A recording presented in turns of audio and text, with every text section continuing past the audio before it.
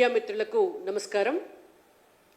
గత 2 రోజులుగా మొన్న గణతంత్ర దినోత్సవం రోజు ముఖ్యమంత్రి రేవంత్ రెడ్డి గారు పబ్లిక్ అటెన్షన్ డైవర్ట్ చేయడం కొరకు వారు దావోస్ వెళ్ళి వచ్చిన తర్వాత అక్కడ దాకా వెళ్ళి ఈడికి వచ్చి ప్రజలకు ఏం చెప్పాలో అర్థం కాక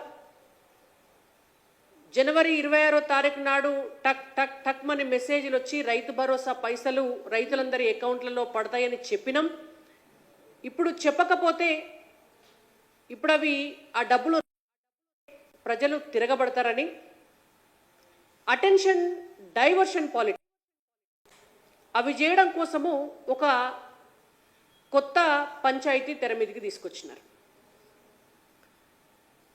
కేంద్ర ప్రభుత్వం అనౌన్స్ చేసినటువంటి జాతీయ అవార్డుల్లో ఈ రాష్ట్రంలో ఉన్నటువంటి అధికారంలో ఉన్నటువంటి కాంగ్రెస్ పార్టీ ప్రభుత్వం సిఫార్సు చేసినటువంటి పేర్లను కేంద్ర ప్రభుత్వం పరిగణించబడలేదు.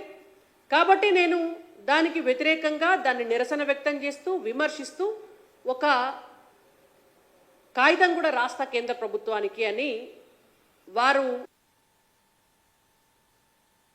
విమర్శలో భాగంగా వారు నిప్పు పెట్టిండ్రు. అక్కడ కట్ చేస్తే భారతీయ జనతా పార్టీ పూర్వాధ్యక్షులు ప్రస్తుత కేంద్ర హోంశాఖ సహాయ మంత్రి బండి సంజయ్ గారు వారు మాట్లాడినటువంటి మాటలకు కౌంటర్గా నిన్న భారతీయ జనతా పార్టీ స్టేట్ ఆఫీస్లో వారు వివరణ ఇవ్వటం జరిగింది. దానికి కాంగ్రెస్ పార్టీ నాయకులంతా కూడా నిన్న మధ్యాహ్నం నుంచి షురూ చేసిర్రు. మొత్తం తెలంగాణలో దిష్టి బొమ్మలు దహనం చేసుడు, సోషల్ మీడియాలో తిట్టుడు, వాళ్ళ పార్టీ ఆఫీస్లో ఒక 10 ప్రెస్ కాన్ఫరెన్సులు పెట్టుడు, ఇదంతా కాంగ్రెస్ పార్టీ చేస్తున్నటువంటి అంశం. అసలు ఇవాళ మేము అడుగుతున్నాం, మొదలు పెట్టింది ఎవరు? నిప్పు పెట్టి అగ్గి రాజేసింది ఎవరు? కాంగ్రెస్ పార్టీకి ఈ అంశం వెనకాల ఉన్నటువంటి హిడెన్ ఎజెండా ఏంటిది? ఇది ప్రజలు గమనించాల్సినటువంటి అవసరం ఉన్నది. రేవంత్ రెడ్డి గారు చాలా స్పష్టంగా చాలా సూటిగా మాట్లాడుకుంటూ పద్మ అవార్డుల్లో గద్దర్ గారికి ఎందుకు ఇవ్వలేదు, నేను ప్రపోజ్ చేసినా అన్నారు. పద్మ అవార్డుల్లో అందశ్రీ గారికి ఎందుకు ఇవ్వలేదు, నేను ప్రపోజ్ చేసినా అన్నారు. పద్మ అవార్డుల్లో గోరటి వెంకన్న గారికి ఎందుకు ఇవ్వలేదు, నేను ప్రపోజ్ చేసినా అన్నారు. ఎందుకు మీరు కేవలం ఒక 3 దళిత బిడ్డల పేర్లనే తీసుకున్నారు? మీరు ప్రపోజ్ చేసినటువంటి లిస్టులో ఇతర సామాజిక వర్గానికి చెందినటువంటి ఇతర బిడ్డలు లేరా? కేవలం 3 దళిత బిడ్డల పేర్లను తీసుకొని విమర్శ చేయడం వెనుక రేవంత్ రెడ్డి గారి హిడెన్ ఎజెండా ఏంటిది? అది మా సూటి ప్రశ్న. ఎందుకు మీకున్నటువంటి హిడెన్ ఎజెండా ఏంటిది అంటే, మందకృష్ణ మాదిగ గారికి భారతీయ జనతా పార్టీ ఆధ్వర్యంలో ఉన్నటువంటి కేంద్ర ప్రభుత్వం వారికి పద్మశ్రీ అవార్డు ఇచ్చింది. కాబట్టి ఓర్చుకోలేనటువంటి కాంగ్రెస్ ప్రభుత్వం ఈ తెలంగాణ రాష్ట్రంలో ఉన్నటువంటి ఈ తెలుగు రాష్ట్రాల్లో ఉన్నటువంటి దళిత బిడ్డల్లో మాదిగ సామాజిక వర్గం, మాల సామాజిక వర్గానికి సంబంధించినటువంటి సోదరుల్లో విభేదాలు సృష్టించి వాళ్ళ మధ్య చిచ్చు రేపాలనేటువంటి ఒక దురుద్దేశంతో దళితులను భారతీయ జనతా పార్టీకి దూరం చేయాలనేటువంటి ఉద్దేశంతో ఒక హిడెన్ ఎజెండా పెట్టుకొని ఇవాళ రేవంత్ రెడ్డి గారు ఈ నిప్పు రాజేసిండ్రు. ఇది కాంగ్రెస్ పార్టీ ఎజెండా, ఇది గాంధీ కుటుంబం ఎజెండా. పార్లమెంటు ఎన్నికల ముందు భారతీయ జనతా పార్టీకి ఓటేస్తే మొత్తం రాజ్యాంగాన్ని మార్చేస్తారు వాళ్ళ అధికారంలోకి వస్తే, ఎస్సీ రిజర్వేషన్లను రద్దు చేస్తారు వాళ్ళ అధికారంలోకి వస్తే అని చెప్పి దేశమంతా కూడా ఓ బైబిల్ని పట్టుకొని తిరిగినట్టు, ఓ భగవద్గీతను పట్టుకొని తిరిగినట్టు, రాజ్యాంగాన్ని చేతులు పట్టుకొని తిరిగి ఆ రాజ్యాంగంలో ఏం రాసుంటారో కూడా తెలియని రాహుల్ గాంధీ గారు ఒక అబద్ధపు ప్రచారంతో దళిత బిడ్డలను భయభ్రాంతులకు గురి చేసినారు. వాళ్ళ ఆటలు సాగలే. వాళ్ళ ఆనాడు దళిత బిడ్డలను మోసం చేసి కొన్ని సీట్లు గెలుచుకోగలిగినారేమో, బీజేపీకి కొంత ఓటు బ్యాంకును తగ్గించగలిగినారేమో, కానీ మళ్ళీ భారతీయ జనతా పార్టీ 3వ అధికారంలోకి వచ్చిన తర్వాత అదే దళిత బిడ్డలు నిజం తెలుసుకున్నారు. ఇవాళ 3వ అధికారంలోకి వచ్చిన తర్వాత కూడా ఎక్కడ భారతీయ జనతా పార్టీ రాజ్యాంగాన్ని మార్చలేదు, ఎక్కడ రిజర్వేషన్లకు వ్యతిరేకంగా ఎటువంటి నిర్ణయం తీసుకోలేదు. పైపెచ్చు తెలుగు రాష్ట్రాల నుంచి తెలంగాణ బిడ్డగా మందకృష్ణ మాదిగ గారు ఆయన ఒక సిద్ధాంతాన్ని ఎంచుకొని, ఒక ఎజెండాని ఎంచుకొని ఎస్సీ వర్గీకరణ కోసం ప్రతి క్షణం కూడా పోరాటం చేసుకుంటూ వారి వర్గీకరణ కోసం ఆనాడు ఎన్నికల సమయంలో నరేంద్ర మోడీ గారు వారికి ఇచ్చినటువంటి మాటను నిలబెట్టుకుంటూ దాని ప్రాసెస్ను కూడా నడిపిస్తున్నటువంటి పార్టీ భారతీయ జనతా పార్టీ. ఇచ్చినటువంటి మాటకు కట్టుబడేటువంటి పార్టీ భారతీయ జనతా పార్టీ. అటువంటి భారతీయ జనతా పార్టీ మందకృష్ణ మాదిగ గారికి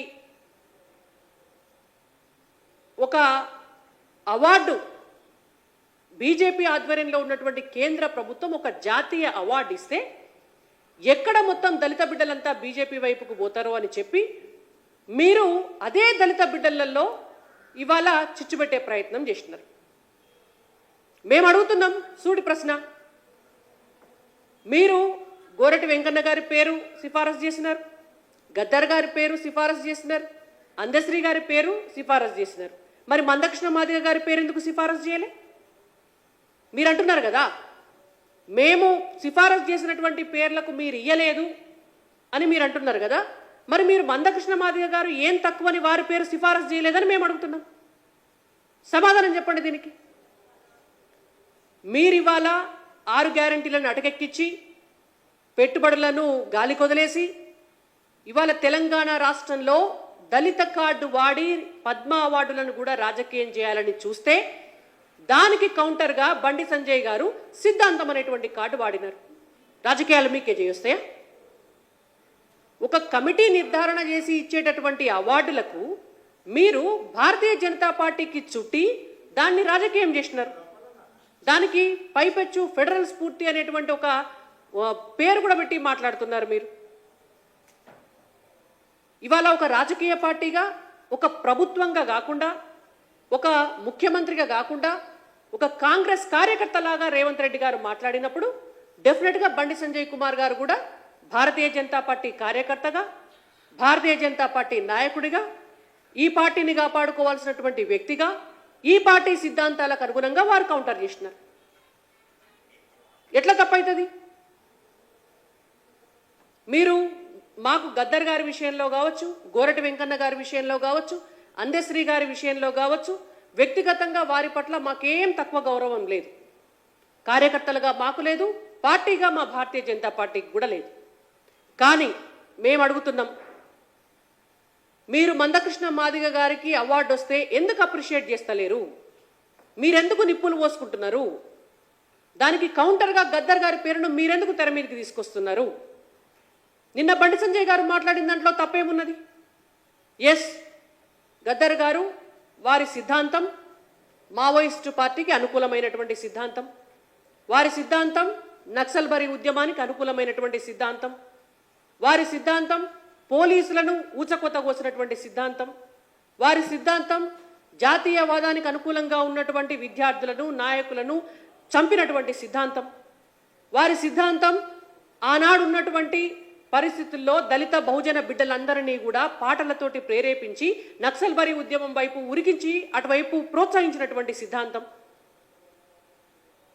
వారి సిద్ధాంతం బీజేపీకి వ్యతిరేకమైనటువంటి సిద్ధాంతం. బతికున్న నాళ్ళు నేను ఓటు బ్యాంకు రాజకీయాలకు వ్యతిరేకం, నేను ఓటు కూడా వేయనని చెప్పి ఎన్నికలను రద్దు చేయాలి, ఎన్నికలు అనేటువంటిది సిద్ధాంతానికి నేను వ్యతిరేకం అన్నటువంటి వ్యక్తి చనిపోయే కొద్ది కాలం ముందు వారి సిద్ధాంతాలన్నిటికీ కూడా తిలోదకాలు ఇచ్చి వారు వ్యతిరేకించినటువంటి రాజకీయ పార్టీలో చేరినారు. వారు వ్యతిరేకించినటువంటి ఎన్నికల్లో పోటీ చేస్తామన్నారు. వారసత్వ రాజకీయాలకు వ్యతిరేకంగా ఉన్నటువంటి గద్దర్ గారు వారి కుమారుడికి పదవి నాశించినారు. దేవుడే లేడు అని చెప్పినటువంటి గద్దర్ గారు యాదగిరిగుట్టకు పోయి లక్ష్మీనరసింహస్వామి వారికి దండం పెట్టుకున్నారు. ఒక సిద్ధాంతాన్ని నమ్మి ఇంకో సిద్ధాంతానికి మారి తాను గతంలో నమ్మిన సిద్ధాంతం వల్ల ఎన్నో వేల ప్రాణాలు పోతే ఆఖరికి తను చనిపోయేటటువంటి సమయంలో తన దారి తప్పు అని తెలుసుకొని ఇంకొక మార్గాన్ని ఎంచుకున్నటువంటి వ్యక్తి గద్దర్ గారు. అయినా మేమేం వారిని వ్యక్తిగతంగా అనదలుచుకోలేదు. అట్లా కంపేర్ చేసుకుంటే మందకృష్ణ మాదిగ గారు గద్దర్ గారి కంటే 100% అర్హులు. 100% అర్హులు. బండి సంజయ్ గారు చెప్పింది కూడా నిన్న గదే. ఆ సిద్ధాంతం గురించే మాట్లాడినారు. మందకృష్ణ మాదిగ గారు ఒక్క సిద్ధాంతానికి కట్టుబడి ఏనాడైతే ఎంఆర్పిఎస్ జెండా బట్టి ఎస్సీ వర్గీకరణ కోసం కొట్లాట మొదలుపెట్టినారో ఈ క్షణం వరకు కూడా అదే సిద్ధాంతం కోసం బ్రతుకుతున్నారు, అదే సిద్ధాంతం కోసం కొట్లాడుతున్నారు. కాబట్టి వారి సిద్ధాంతాలను నమ్మి గౌరవించి ఇవాళ వారి ఉద్యమ స్ఫూర్తికి పద్మ అవార్డుల కమిటీ వారికి ఒక అవార్డుని అనౌన్స్ చేసింది. దాన్ని అర్థం చేసుకోలేని రేవంత్ రెడ్డి గారు, కాంగ్రెస్ పార్టీ నాయకులు గద్దర్ గారి పేరును తెర మీదకి తీసుకొచ్చి బండి సంజయ్ గారు అన్నటువంటి మాటలను వక్రీకరించి దాంట్లో పెడార్థాలు తీసుకొచ్చి మాట్లాడుతున్నారు. మీకైతే ఎట్లయితే పార్టీ కార్యకర్తలుగా మీకు ఒక ఐడియాలజీ ఉంటుందో భారతీయ జనతా పార్టీ కార్యకర్తలకు కూడా బరాబర్ అట్లనే ఒక ఐడియాలజీ ఉంటుంది. డెఫినెట్గా మీకు ఎట్లయితే కొన్ని రిజర్వేషన్స్ ఉంటాయో భారతీయ జనతా పార్టీకి కూడా కార్యకర్తల మనోభావాలు గౌరవించడానికి, పార్టీ సిద్ధాంతాన్ని కొనసాగించడానికి భారతీయ జనతా పార్టీకి కూడా కొన్ని రిజర్వేషన్స్ తప్పకుండా ఉంటాయి. వాటిని గౌరవించాల్సినటువంటి బాధ్యత మీకుంటుంది. మీరు అంటున్నారు ఫెడరల్ స్ఫూర్తి మా అభిప్రాయాలని కన్సిడర్ చేయలేదు కేంద్ర ప్రభుత్వం అని. మరి మీరు తెలంగాణ రాష్ట్రంలో ఉన్నటువంటి నంది అవార్డులకు గద్దర్ గారి పేరు పెట్టినారు. ఫెడరల్ స్ఫూర్తి కదా, మరి మీరు కేంద్ర ప్రభుత్వ అభిప్రాయం తీసుకున్నారా? ఫెడరల్ స్ఫూర్తి కదా, మీరు భారతీయ జనతా పార్టీ అభిప్రాయాలను తీసుకున్నారా? ఫెడరల్ స్ఫూర్తి కదా, మరి మీరు బీఆర్ఎస్ పార్టీ అభిప్రాయాలను తీసుకున్నారా? ఫెడరల్ స్ఫూర్తే కదా, మరి మీరు సినీ రంగంలో ఉన్నటువంటి వాళ్ళ అభిప్రాయాలు తీసుకున్నారా? కవులు కళాకారుల అభిప్రాయాలు తీసుకున్నారా? ఎవరి అభిప్రాయాలు మీరు తీసుకోలేదే. సొంతంగా నిర్ణయం తీసుకొని నంది అవార్డుల పేరు మార్చి గద్దర్ అవార్డుల పేరు మీరు ఎట్లా పెట్టినారు? ఫెడరల్ స్ఫూర్తి మందికి ఉండాలా, మీకు మాత్రం ఉండొద్దు. మీకు అవసరం ఉన్నప్పుడు కేంద్ర ప్రభుత్వానికి ఉండాలా, ప్రజలకు అవసరం ఉన్నప్పుడు నిర్ణయాలు తీసుకున్నప్పుడు మీకు ఉండొద్దు.